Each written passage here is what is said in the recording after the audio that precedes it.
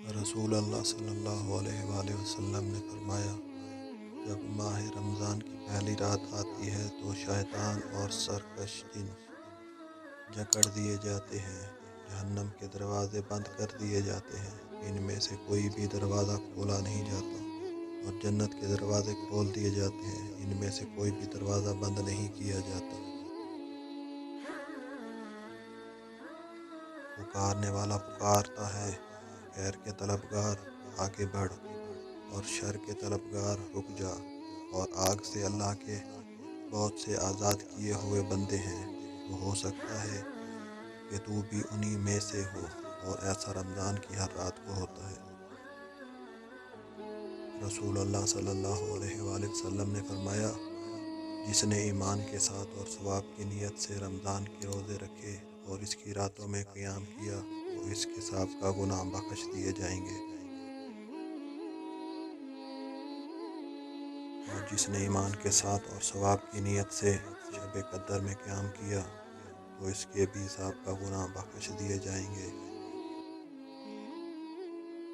سہل بن سعد بیان کرتے ہیں، رسول اللہ صلی اللہ علیہ وآلہ وسلم نے فرمایا، جنت کے 8 دروازے ہیں، ان میں سے ایک دروازے کا نام الریان ہے، اس میں سے صرف روزے دار ہی داخل ہوں گے۔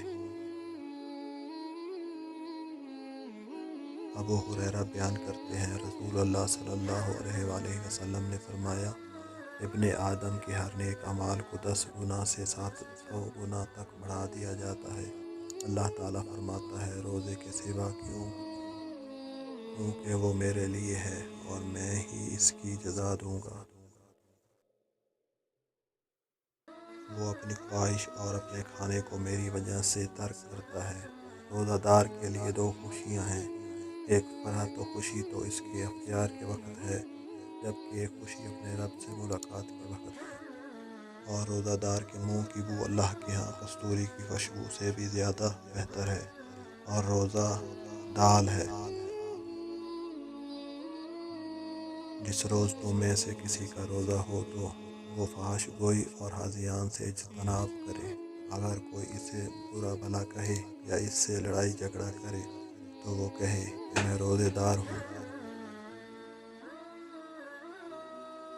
رسول اللہ صلی اللہ علیہ وآلہ وسلم نے فرمایا، روزہ اور قرآن بندے کے لیے سفارش کریں گے۔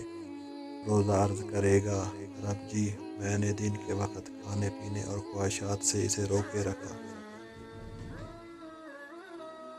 اس کے متعلق میری سفارش قبول فرما۔ اور قرآن عرض کرے گا، میں نے اسے رات کے وقت سونے سے روکے رکھا، اس کے متعلق میری سفارش قبول فرما۔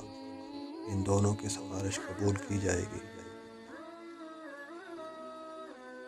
رسول اللہ صلی اللہ علیہ وآلہ وسلم نے فرمایا، جب تم میں سے کوئی اذان فجر سنے اور کھانے پینے کا برتن اس کے ہاتھ میں ہو تو وہ اپنی ضرورت پوری کرنے کے بعد اسے نیچے رکھے۔